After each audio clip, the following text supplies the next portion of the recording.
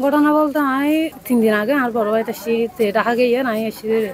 তাই হন্য হই দি আয়ের হদা তোর টেং বাড়ি এই না তুই তোমার বাপের বাড়ি গিয়ে দেয় হই আ চকুরু ডন্টল করি আই আল্লাহর এর হই হন ফরে ফট করে মারি দিতে বুসি বুসি লাইবে সিট গরি পড়ি গই সিট গরি ফরানো পরে আর জামাই বড় হইছি ও একদম দিয়ে না আর বিয়া তো সাইকেল দিয়ে একদম দিয়ে একলা ক্লিয়ার হইছি ঘুমাই আর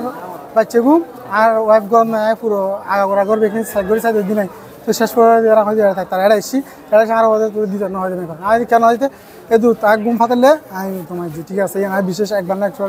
চট্টগ্রামের হাটহাজারীতে যৌতুকের জন্য রিমা আক্তার নামে এক সন্তানের জননীকে শারীরিক ও মানসিক নির্যাতনের অভিযোগ উঠেছে।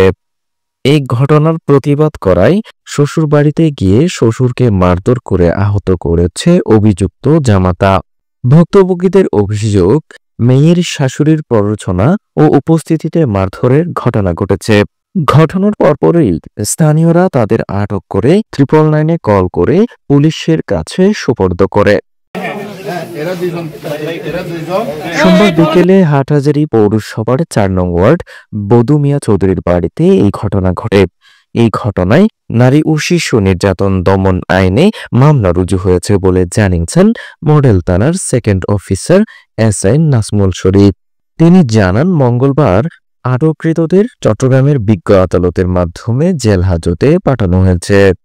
মামলার আর্জি ও ভুক্তভোগী পরিবার জানায়, প্রায় 2 বছর আগে মেখল ইউনিয়নের শিকদারবাড়ির আবুল বশরের পুত্র মোহাম্মদ আবুল হাশেম মামুনের সাথে আলীপুর গ্রামের বদুমিয়া চৌধুরীর বাড়ির মোহাম্মদ কামাল হোসেনের মেয়ে রিমা আক্তারের সাথে সামাজিকভাবে বিয়ে সম্পন্ন হয়।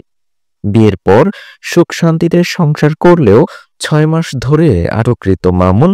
তার মা রোজিনা বেগমের প্রত্যক্ষ মদদে যৌতুকের জন্য শারীরিক ও মানসিক নির্যাতন করে ভুক্তভোগীকে। সম্প্রতি যৌতুকের জন্য চাপ দিলে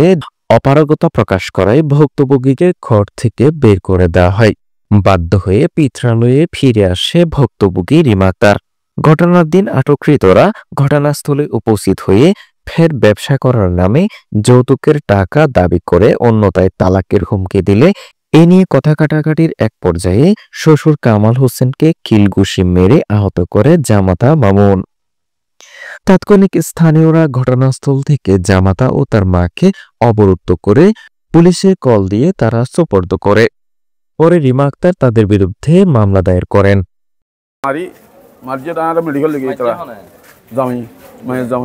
বিয়ে ফরতো পর্যন্ত ঘটনা ঘটে বিয়ে প্রায় 2 বছর 3 বছর চল নায়ন বন্ধ নি এদিনে মাইয়া আসছিল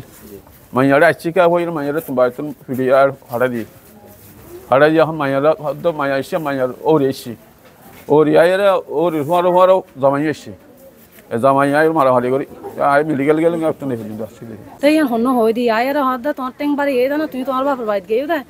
তা হয়তো আর বাপের বাড়ির মধ্যে আমি বাপ গড় সাইতাম গিয়ে দেয় তাই লাইতে কেন করছে ওই আলমারি চাবিলে ফেলে গিয়ে আর ওই ফালানো ফোন থাকতে মানে ওই যে নিজের তার দিন ব্যবহার করতে মানে ওই যে দেয় তোমার বাপে একখান জিনিস তো দিন না হারে আবার বাপুর বাড়িতে তারপর ফইরে তো হয়তো গিয়ে ইয়ান হয় আর তো চার করতে আর হিন্দি ফাইছে নদ দিয়ে লাই বারবার ফোড়া দেয় আর আর ওরই সবসময় গিয়া হত না তুই যদি তোর বড় তো ফানি না সার ফোয়া শান্তি হয়ে যাবে। আমরা 999-এ ফোন করার পর প্রশাসন এসে তাদেরকে থানায় নিয়ে যায় এবং সেটি একটি নারী ও শিশু মামলা রুজু হয়েছে। সমাজে এই সমস্ত মানুষের নারীদের উপর যে নির্যাতন, আমরা সবসময় এটার বিরুদ্ধে ছিলাম। আমরা উক্ত সমাজের পক্ষ থেকে এবং আমি বিভিন্ন সংগঠনের সাথে আছি, আমার উদাত্ত অনুরোধ রয়েছে যে আমাদের সমাজের যে নারীদের উপর নিপীড়ন, এই বেদি থেকে আমাদেরকে বের হয়ে আসতে হবে। এবং কীভাবে বের হবো, আমরা গার্জিয়ান যারা রয়েছে, আমরা মা বাবা এবং সমাজের যারা দায়িত্বরত রয়েছে, আমরা সকলে মিলে এটা প্রতিরোধ করার চেষ্টা করব। এর ঘর হয়েছে আর বিহারে মানে যা নির্যাতন ঘরের এই সীমা চালায় ও হয় একবার নাইলে গিয়ে সরকার বলছে হয় একবার নাইলে যৌথবেলায় নাইন আনতে গিয়ে নাইন নজের একবার ওর গিয়ে চেয়ার তুলি হয়তো চেয়ার যোগ্য ন চেয়ার ফার্নিচার নজে আয় কিন্তু ও তোর খরচ জিনিস কিন্তু ফসল করন খরচ যাবি না করি করি মানে হাতে আর বে আছে ফ্যাট ফলে সব হ্যাঁ আজকে মাইয়ে ফ্যাটে নাইয়ে রেখেছে যে গত সপ্তাহ আরেকবার একটি গত সপ্তাহ নাইয়ে রেখেছে ও মাইয়ে নাইয়ের গিয়ে শনিবার দিনে শুক্রবার দিন নাইয়ে হোক এইগুলি আসলে এবার ডাহা তো রাত্রিবেলা মাইয়েরা ফেলাইছে ভালো মতো ফেলাইছে মাইয়ে কষ্ট করে এটা চলে দিচ্ছে আচ্ছা এখন আইনে বললাম আর ফোয়া আইনে সরাইছে ওরে মারত এই জামাই যে জামাই